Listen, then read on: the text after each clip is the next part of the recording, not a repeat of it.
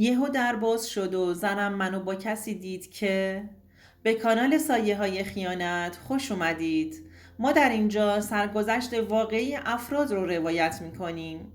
افرادی که مدتها نتونستند اونها رو به زبون بیارن و این کانال به اونها امکان رو میده که تجربیات تلخ زندگی خودشون رو با شما در میون بذارن و ممنون از شما که با شنیدن سرگذشتشون ما رو همراهی میکنید.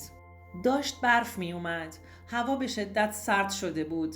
رفتم زیر پتو و خواستم که بخوابم، اما دلم میخواست تو خوابم ندا رو ببینم. دلم میخواست خاطراتمون رو باهاش تو خواب مرور کنم. همون روزا که یواشکی پشت خونمون قرار میذاشتیم و با هم حرف میزدیم. تو همین فکرها بودم که خوابم برده بود. اما صبح روز بعد که از خواب بلند شدم متوجه شدم که اصلا دیشب خوابی از ندا ندیدم. دیگه ندا اونقدر ازم بدش میومد که حتی تو خوابم هم نمیومد. اشک هم روی صورتم جاری شد و از رخت خواب اومدم بیرون. رفتم که صورتم رو بشورم. متوجه شدم که با ضربه به در اتاق میکوبند. دقت کردم دیدم صدا از داخل اتاق بهنوش هستش. رفتم سمت اتاقش، در رو باز کردم و دیدم که دوباره حالش بد شده. بهنوش بیماری سر داشت. هر از گاهی این حالت بهش دست میداد. دهنش کف کرده بود. رفتم داروهاش رو که بغلش بود برداشتم و وقتی که آرومتر شد بهش دادم. از بهنوش متنفر بودم، چون بهنوش باعث جدایی من و عشقم شده بود. ندا به خاطر بهنوش ترکم کرده بود و رفته بود. کسی که زندگی کردن در کنارش برام زیبا بود و حالا به خاطر بهنوش زندگیم رو تباه کرده بودم. اما حتما باید اینو تحملش میکردم.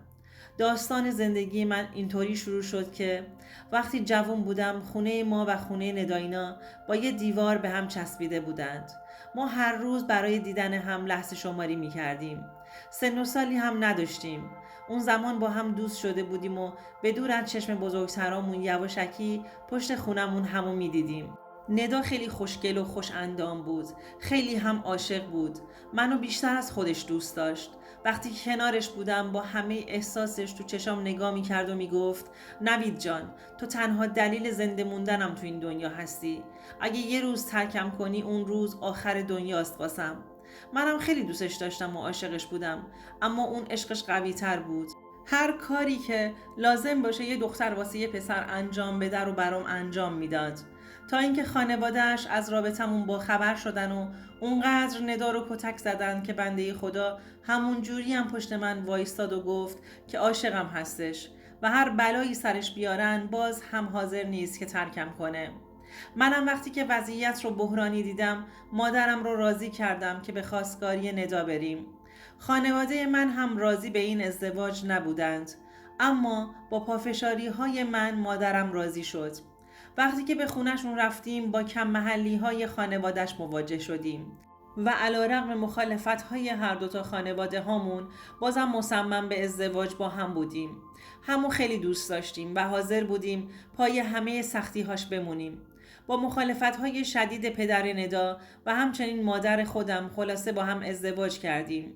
ندا وقتی شرایط رو دید گفت نیازی نیست که بخوام لباس عروس بپوشم و عروسی هم نمیخوام. اون فقط دلش میخواست بقیه عمرش رو در کنار من سپری کنه. ازدواجمون با یه عقد ساده تموم شد و زندگی مشترکمون رو شروع کردیم. دوستان عزیزم، اگر تا اینجای داستان خوشتون اومد لطفاً این ویدیو رو لایکش کنید. پدر ندا حتی به ندا جهیزیه هم نداد. ندا هم مجبور شد که با همون وسایل‌های قدیمی خونه مادرم زندگیش رو شروع کنه. ندا با هیچی برام زندگی درست کرد که اصلا فکرش رو نمی کردم. انگار خوشبخت‌ترین مرد روی زمین بودم. اونقدر به هم محبت می کرد و نازم رو می کشید که احساس غرور به هم دست می داد. درآمدم زیاد خوب نبود و داخل یه فروشگاه پوشاک مردونه فروشندگی می کردم.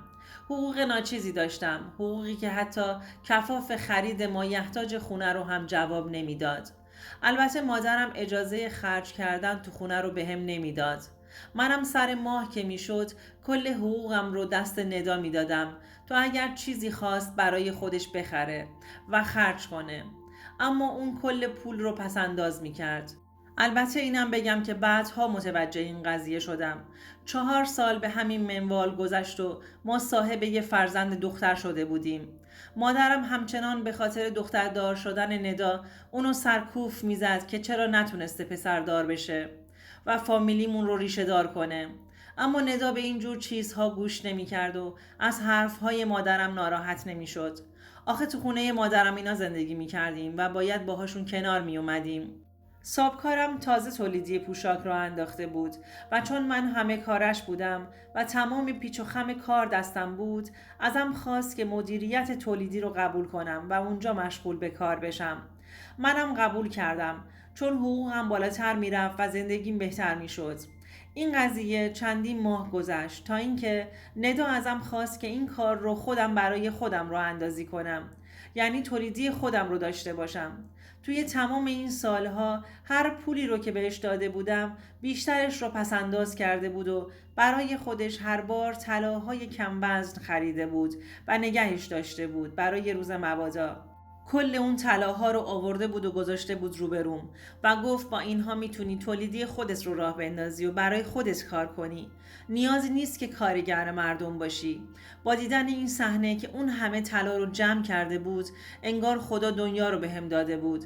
انگار مسیر تازه‌ای جلوی روم باز شده بود. اما بازم اون مبلغ کفاف یه تولیدی مجهز رو نمی‌کرد. به فکر گرفتن وام افتادم، اما پدرم بهم پیشنهاد داد که با دوستش که حاجی معتبری توی بازار بود به جای گرفتن وام شراکت کنم. پدرم رو حاج کمال قسم میخورد. وقتی که پدرم باهاش موضوع شراکت من رو در میون گذاشت، اون بنده خدا هم قبول کرده بود. حاج کمال همیشه دستش تو خیر بود. دست جوانای محل رو میگرفت و از نظر مالی اگر مشکلی داشتن کمکشون میکرد. خلاصه با هم یه قرارداد شراکت بستیم و کارمون رو شروع کردیم. ندا وقتی دیده بود که من مستقل شدم و روی پای خودم وایستادم خیلی برام خوشحال بود. من صبحها میرفتم تولیدی و آخر شب میومدم خونه. ندا هم تو خونه به دخترم رسیدگی میکرد. وقتی که کارها سنگین تر شد، حاجی از دخترش خواست که برای کمک من بیاد تولیدی تا در امور حسابداری و یه سری کارهای سبک دیگه بتونه کمکم کنه. حاجی همین یه دختر رو داشت و خیلی هم دوستش داشت. المیرا زن زیبایی نبود. به تازگی جدا شده بود. به خاطر اینکه افسرده نشه به دخترش پیشنهاد کار تو تولیدی رو داده بود و اونم قبول کرده بود. المیرا هم صبحها می اومد و تا غروب می موند. بعدش هم می رفت. از اونجا که من بی نهایت عاشق زن و زندگی خودم بودم، دیگه چشمم هیچ زنی رو نمی دید.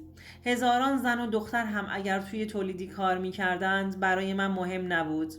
بعد از گذشت یه 4 ماهی که من تا دیر وقت تو تولیدی واسه کارم میموندم، باعث شده بود که ندا قرقراش شروع بشه. کم کم گیر دادنهاش به من شروع شده بود که چرا اونقدر شبها دیر میایی خونه؟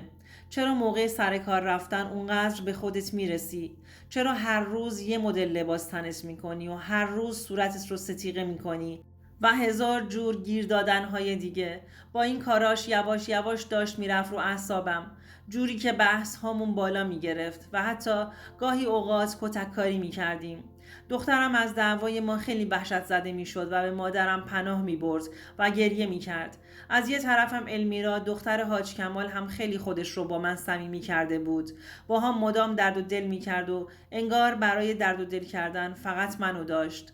جوری شده بود که منم از روی سادگیم حرفهای دلم و زندگیم رو بهش میزدم.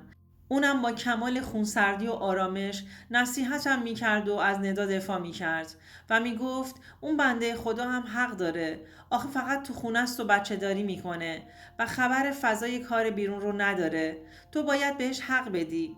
جوری با هم حرف میزد که منو قانع میکرد که به ندا حق بدم. منم این وسط مطمئن میشدم که المیرا از صمیمیتش با من منظوری نداره و بیشتر باهاش صمیمی میشدم و درد و دل میکردم. یه روز صبح دوباره وقتی که داشتم آماده میشدم تا برم سر کار، ندا شروع کرد به گیر دادن من و بازم بحثمون بالا گرفت. این سری که شدتش بالاتر بود، طوری که دخترم از ترس در خونه رو باز کرد و فرار کرد تو کوچه.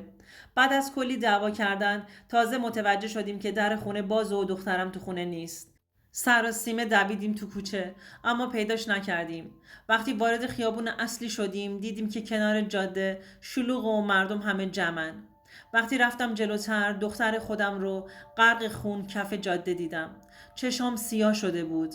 یه ماشین با سرعت بالایی به دخترم زده بود و پرتش کرده بود. دخترم همون لحظه ضربه مغزی شده بود و جونش رو از دست داده بود. ندا با دیدن این صحنه فقط جیغ میکشید. بچه رو بغل گرفتم و با کمک چند نفر که همونجا بودند رسوندمش بیمارستان. اما دخترم همون لحظه در جا تموم کرده بود. من داشتم تاوان چی رو میدادم خودم نمیدونستم. به خاطر دعوای بیخودی ما دخترم جون خودش رو از دست داده بود و من تا آخر عمرم خودم رو نمیبخشیدم. تو همون اوضاع هم ندا همش منو مقصر میدونست و میگفت تو باعث مرگ دخترمون هستی و همش هم جر و بحث میکرد. بعد از خاک سپاری دخترم ندا رفت خونه مادرش و دیگه نیومد. من دیگه تنها شده بودم. مادرم هم قصه نوش رو داشت و روزا گریه میکرد. چند وقتی گذشت. تو این مدت المیرا اصلا منو تنها نمیذاشت و هر روز به خونمون میومد و منو دلداری میداد و اصلا نمیذاشت که جای خالی ندا رو احساس کنم. منم اونقدر باهاش احساس راحتی میکردم که نفهمیدم چجوری اونقدر بهش از نظر عاطفی نزدیک شدم. اگر یه روز المیرا نمیومد احساس گمشدگی چیزی رو داشتم. اون روز تعطیلی بود. رفتم به کارگاه سر بزنم. نیروهام هم نبودند. یهو دیدم که المیرا هم کلید انداخته و اومده اونجا. بهش گفتم تو اینجا چی کار میکنی؟ گفت حواسم بود که امروز میای. تو صحبتات گفته بودی که روز تعطیلی میری به کارگاه سر میزنی. امروز هم اولین روز تعطیلی بود. منم به خاطر تو اومدم. دوستان عزیزم، آیا نوید داشت به ندا خیانت میکرد؟ لطفاً نظرتون رو برامون کامنت کنید. اصلا متوجه نشدم که چطور خودش رو تو یک لحظه بهم چسبوند. من داشتم به ندا خیانت میکردم اما خودم هم متوجه نشده بودم که چطور به اینجا رسیدم. وقتی که با هم بودیم تو یک لحظه در باز شد و حاجی و ندا با هم وارد دفتر شدند. حاجی با دیدن اون صحنه منو گرفت به بار مشت و لگد. ندا فقط به همون نگاه میکرد.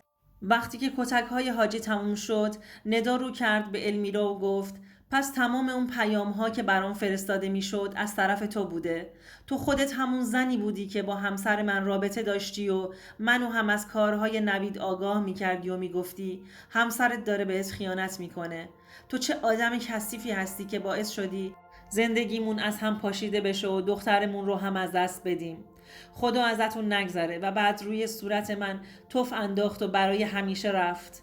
من تازه همون لحظه فهمیده بودم که چه اشتباه بزرگی رو مرتکب شدم و تو چه دام بزرگ و کثیفی افتادم.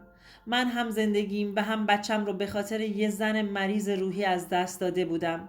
حاجی مرتب میگفت تو باید دختر منو عقد کنی وگرنه من طاقت این آبروریزی رو ندارم. منم مجبور شدم به خاطر شراکتش که برام مشکل ساز نشه مجبورم قبول کنم و المیرا رو بعد از جداییم با ندا عقد کنم.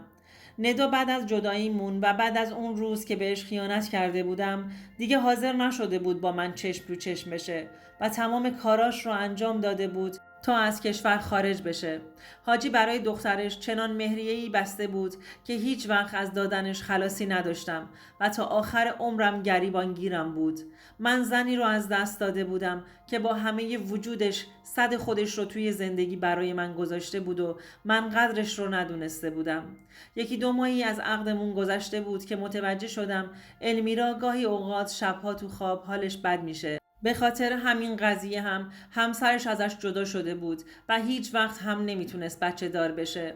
من تو حسرت زندگی گذشتم با ندا و دخترم باید تا آخر عمرم میسوختم و میساختم. سرگذشت تلخم رو برای این براتون تعریف کردم که وقتی زندگی آروم و با عشقی دارید خرابش نکنید و مثل من حسرتش رو دلتون نمونه. دوستان عزیزم، اگر شما هم به این نوع سبک از محتواها علاقه‌مند هستید این ویدیو برای تو هستش. لطفاً برای دیدن ویدیوهای بیشتر ما رو سابسکرایب کنید و ممنون که تا انتهای این ویدیو با ما همراه بودید.